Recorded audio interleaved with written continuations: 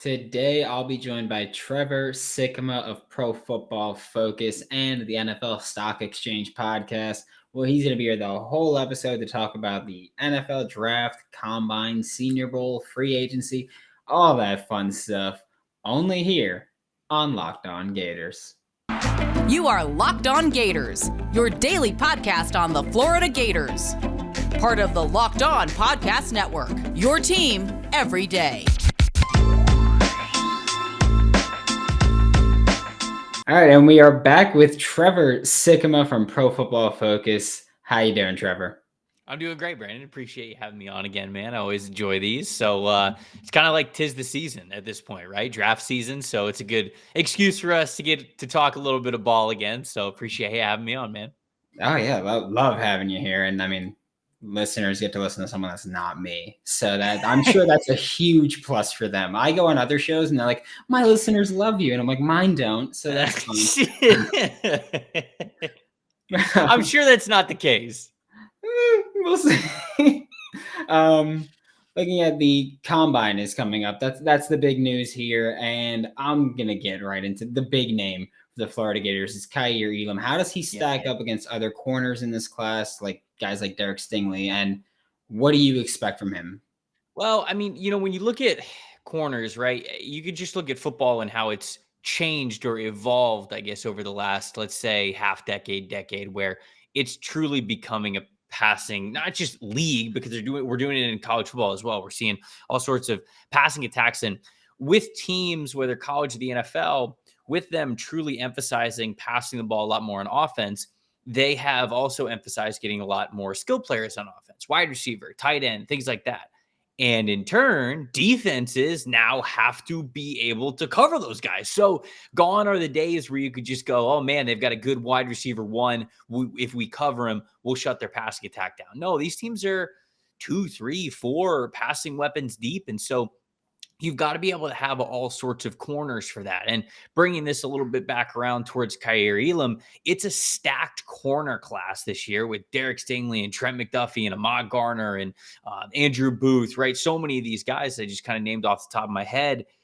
But I think Kaiir Elam is still right in that group. Now, there's some things about his game that I'm sure Gators fans have heard plenty. If they follow the NFL draft at all, when they watch Kaiir Elam, they go, okay, you love the size, you love the fluidity, you love the speed, the mentality that he plays with. It's fantastic, but he gets a little grabby. And he can cause a lot of penalties, and that's tough, right? Because you definitely don't want to put a defensive back out there where offenses who are already looking to pass the ball a lot can think to themselves, okay, we might have a free first down here if I just throw the ball in this guy's general direction, and he's probably going to cause a penalty, a defensive pass interference or a holding or something like that, be able to move the sticks that way. That's what you don't want. When you get to the NFL level, you've got to be a lot better at discipline. And that's the big area that Kaiir Elam has to be better. But the things that he's really good at gives you the category of coverage that is coveted. And that is that man coverage, press coverage ability that allows you to play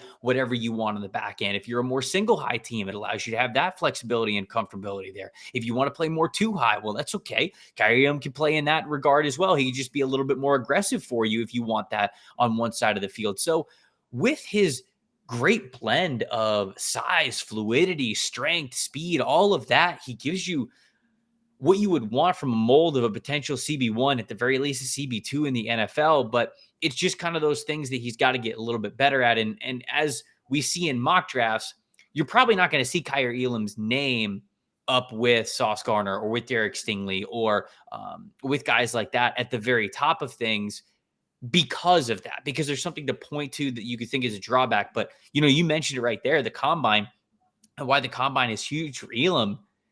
If Elam can come in at his size and run anything sub 4.5, so if he runs like a 4.48, people are all of a sudden going to be like, okay, this guy's a lock for the first round, and it doesn't really matter, right? We're just looking for good corners with that kind of skill and speed, because that's also another thing that as I watch Kaiir Elam's tape, I don't think he's slow. I want to make sure that I say that right. I don't think he's slow in any means, but there are times when I go, okay, how fast is he? And I think that's a big question that we get to answer a little bit here at the combine is what his top end speed would be.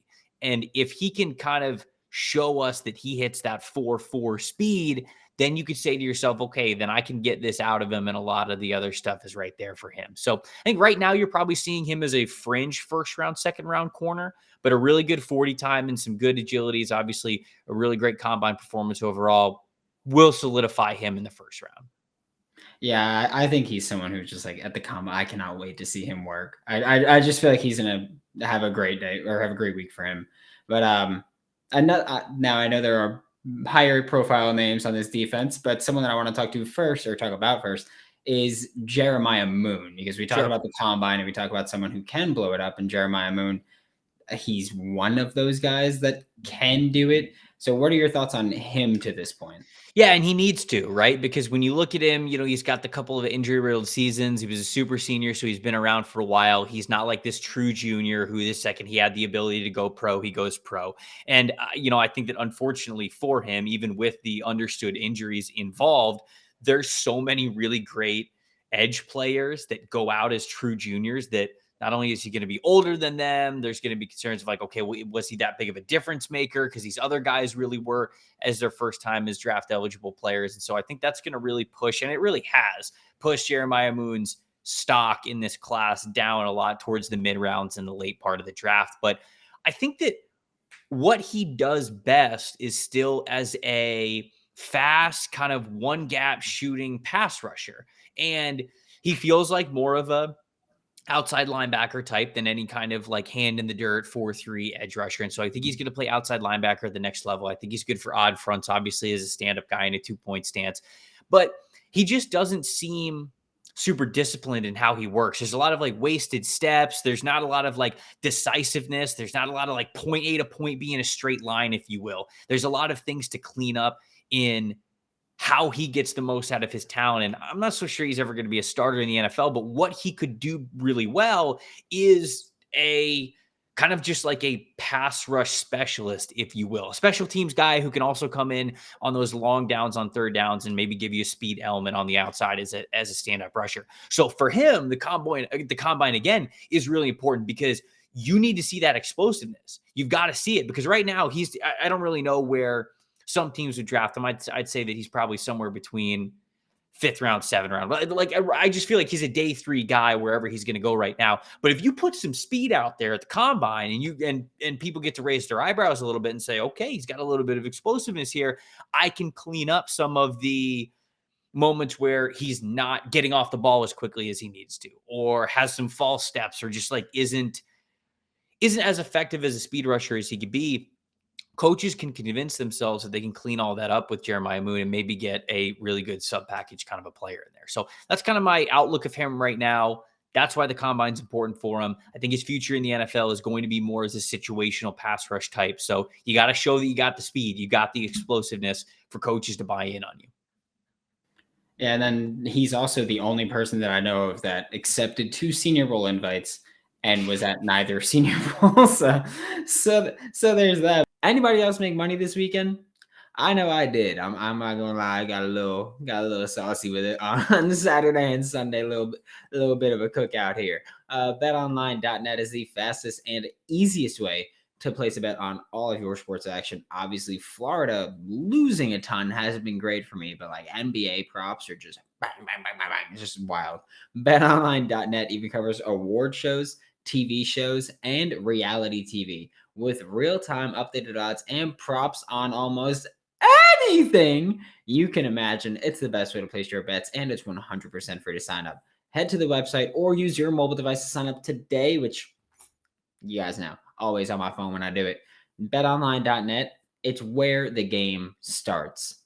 Speaking of the Senior Bowl, we were there, and there were 2 Gators there to really talk about with Zachary Carter and Dameon Pierce. And Dameon Pierce is someone who everyone loves him. You know, he did the one-on-ones and he was pass protecting there, and he was killing it, which was expected. Right. But what do you think, or where do you think he stacks up with the other running backs in this class? No, I think he's really good, man. I mean, this is not a class that has Christian McCaffrey, a Saquon Barkley, something like that at the very top. I mean, like it's kind of a pick your preference kind of a running back class this year. And with that, I've had conversations before where, sometimes people have said to me, hey, like I'll take Dameon Pierce above anybody in this class. Now, does that mean that he's going to be the first running back off the board? No, it doesn't. But they're basically saying where you can pick Dameon Pierce, I'd rather have him there than somebody like Breece Hall, maybe in like the top 50, like a fringe first rounder who's probably going to go at the beginning of the second round, or Kenneth Walker, or whoever it is. These running backs that are probably going to get picked before him, would you rather have them at the top of the second round,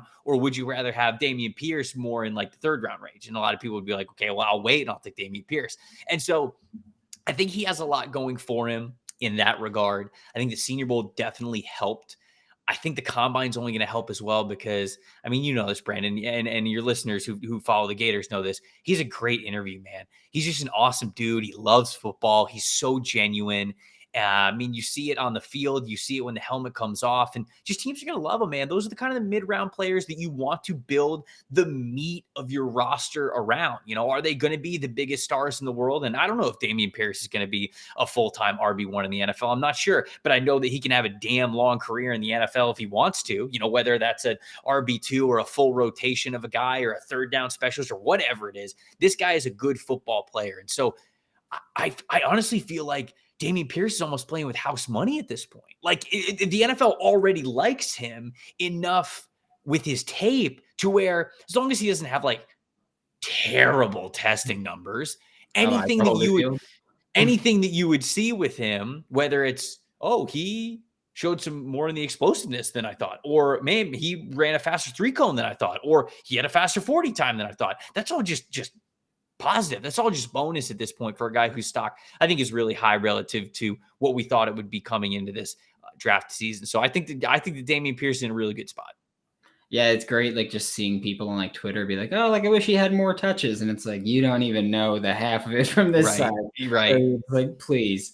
And then there's also Zachary Carter, who's obviously more of that hybrid DN D tackle type. So what are your thoughts about him right now? He is. Yeah. I mean, like he's a bigger dude. He can play, I'm probably not going to put him at like nose tackle or 1 or 0, but like he could play a 3-tech defensive tackle. He could play a 4-eye. He could play a 5-tech. He could play even a little bit further out wide. I mean, like you can get pretty creative with what you do with Zachary Carter along the defensive line. And those are the kinds of guys that, again, you draft in the mid rounds. You draft anywhere from late round 3 to 4, or maybe even early 5. I don't know if he's going to last that long, but it just depends what the NFL thinks of him. These are players that you would love to have as your second wave on your defensive line. The players that you could come in and be able to take over for somebody if anybody goes down. If an interior defensive lineman goes down, you might be able to plug Zachary Carter into there as a 3-tech. If an edge rusher goes down, you could possibly get a little bit heavier and place him as a full-time defensive end. I don't know how much 2-point stance rushing you want from him. You don't want to kick him out too far, but he's got all that versatility to him, and he's of a bigger size, and you love the motor too, right? You love that about him. I think he plays with a ton of effort, and he's not going to be this individual flashy guy who just wins right off the jump. And that just hasn't been his style.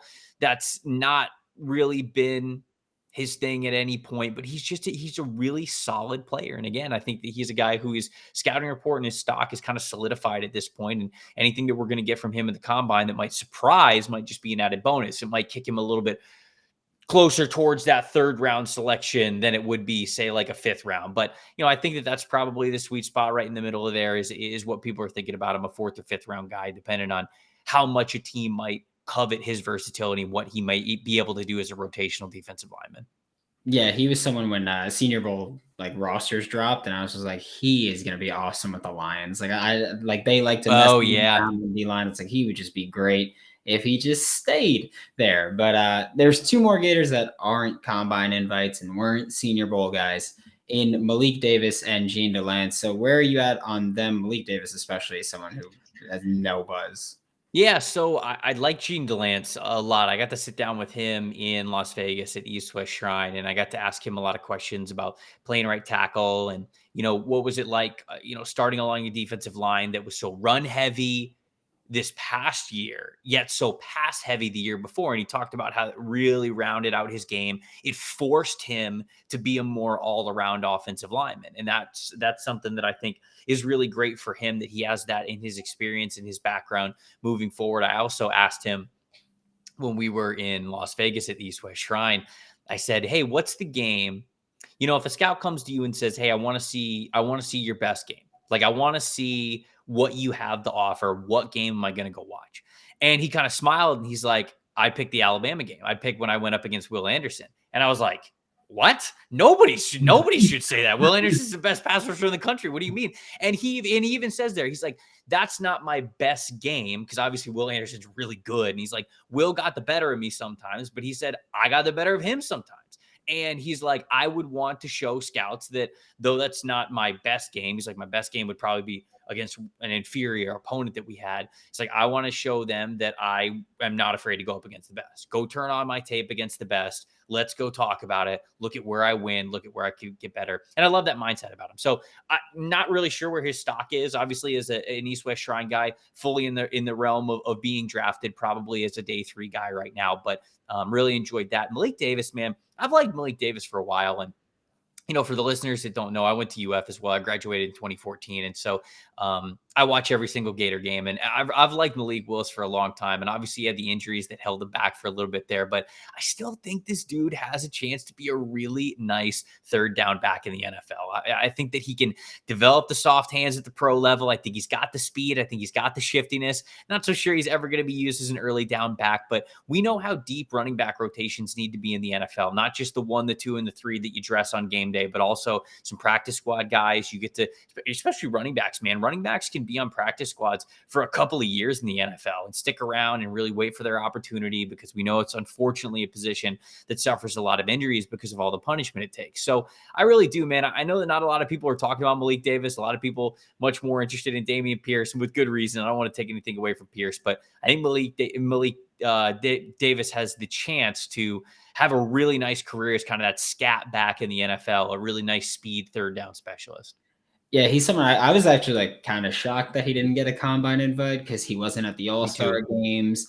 Some guys did get invites where I was like, I don't really understand him, specifically at running back, where I just didn't really see it. And I was like, Malik Davis, he's someone who NFL teams haven't really gotten a chance to see in person. And I thought they'd be like, hey, bring him in. Like, let's get a chance to see him and talk to him and work him out a bit. But hey, whatever. He'll be an undrafted guy that makes a team happy at some point, hopefully.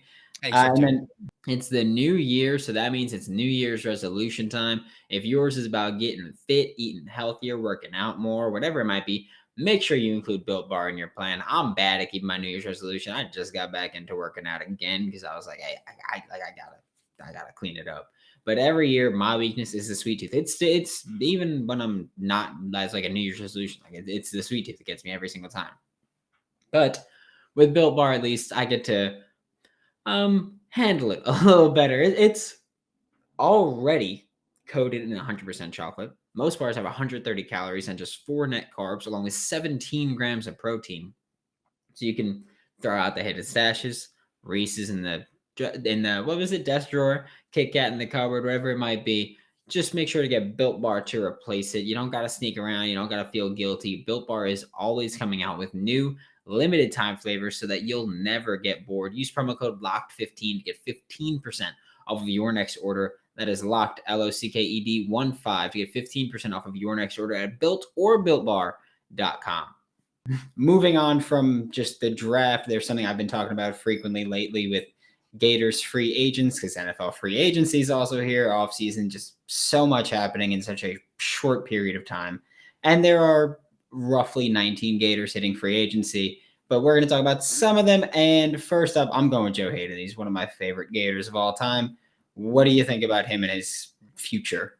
No, I like Joe, and I know Joe's a fan favorite with a lot of Gators fans who have been watching him since the national championship days, right? And Joe's been just such a steady, fantastic corner in the NFL. I think there were a couple of years there where he was he was one of the best corners in the league. I think that those days, unfortunately, are behind him. He's about to turn 33 years old. I think it's April. I think April is when I checked for his birthday, but he'll be 33 next season. And so, when you're a 33-year-old corner, it's a position that demands so much athleticism, and the drop off for how athletic you are, it comes quick. And, for Joe Hayden, it seems like he's not going to be a Pittsburgh Steeler next year. That seems to be the overwhelming thought, but I still think that he can land somewhere in the NFL. The thing with him, though, is that it has to be a really zone-heavy scheme. It's got to be something that you've got safety help over the top. It's a team that plays a lot of too high. That's the fit that we've got to see for Joe Hayden, because you can't play him in a single high press man coverage kind of system anymore. I just don't think you're going to get the most bang for your buck. But he's a smart,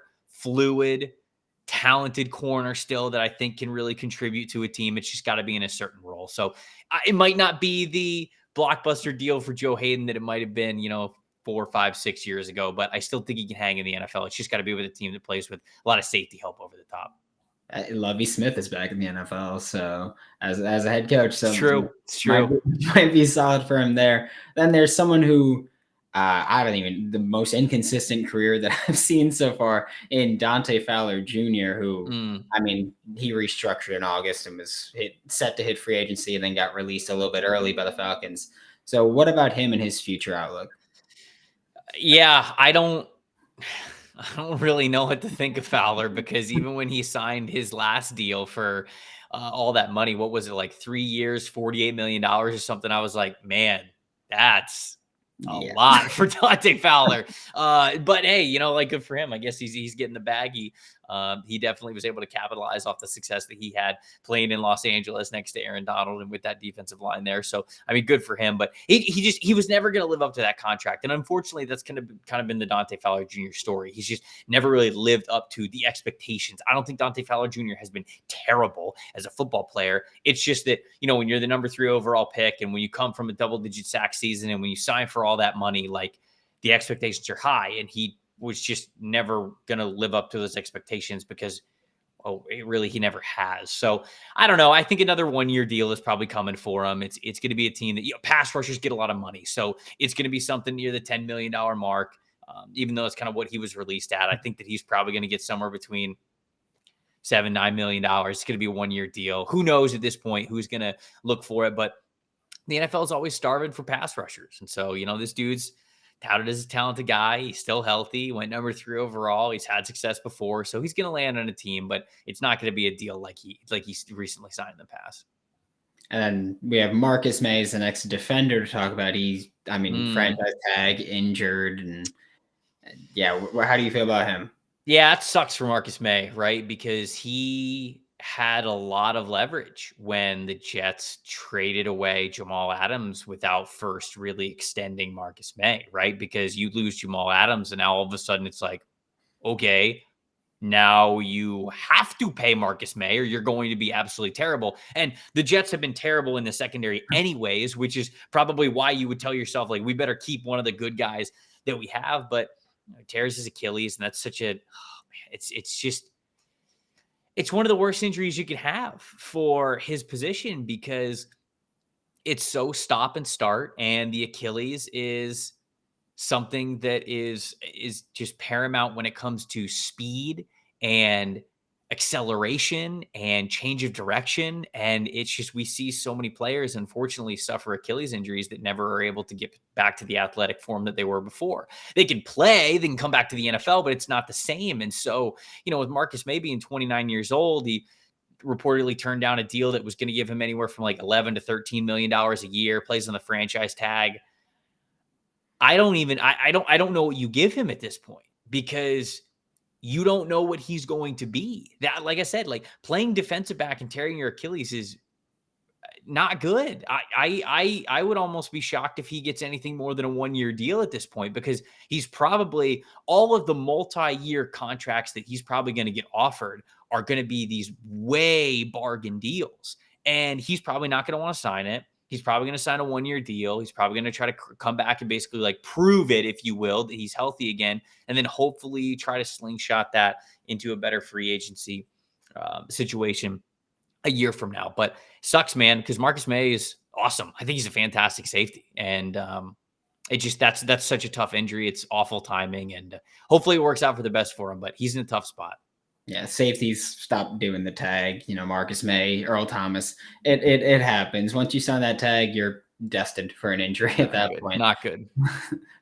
We also have Trent Brown.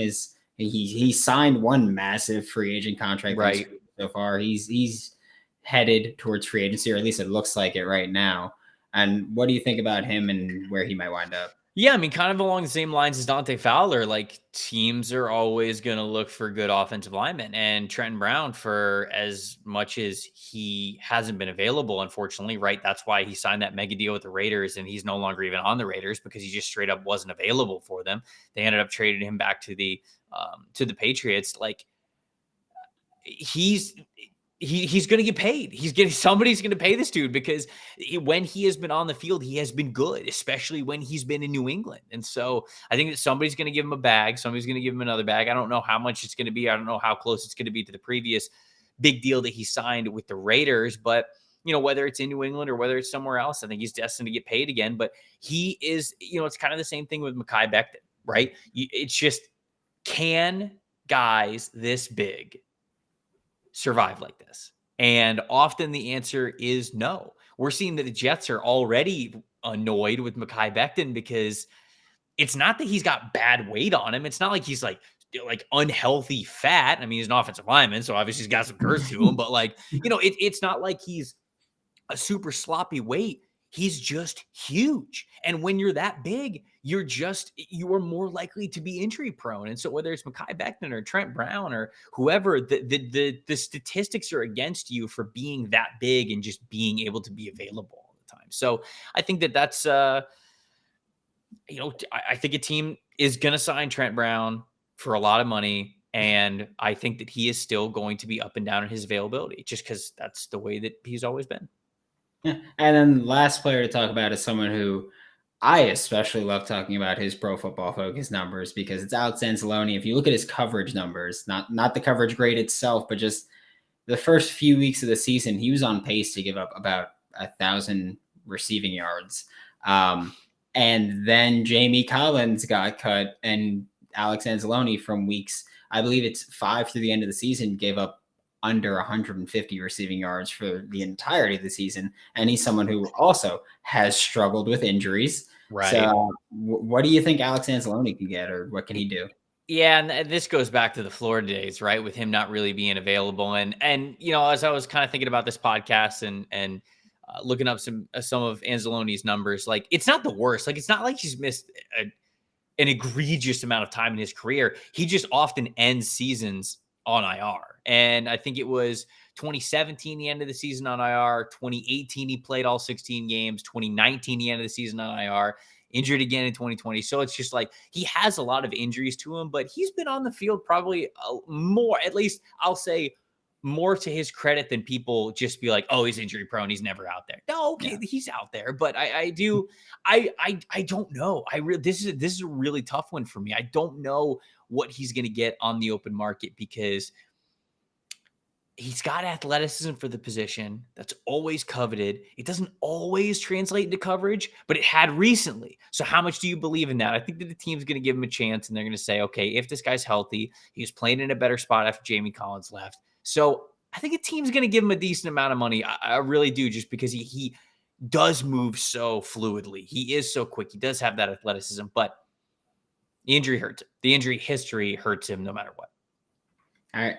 And that's it. Thank you so much, Trevor, for coming on. Always awesome to have you here. Make sure to catch Trevor on Twitter at Tampa Bay Trey and catch all his work with PFF. And he's just dope. Appreciate it, Brandon. Anytime, man. I know we'll probably have another one of these either before the draft or after the draft to see where all the Gator guys go. So I'm excited for that already. Oh, of course. Yeah, we'll for sure link up again. Thank you.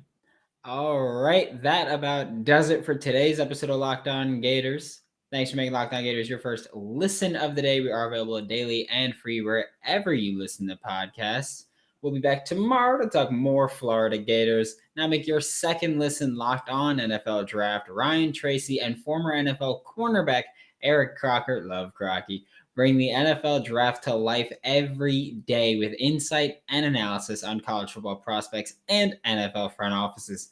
For Locked On Gators, I am Brandon Olson. Don't forget to follow me on Twitter at WNS_Brandon. You can find all of my written work with Whole Nine Sports. That is WHOLENIE Sports. And I will see you all tomorrow.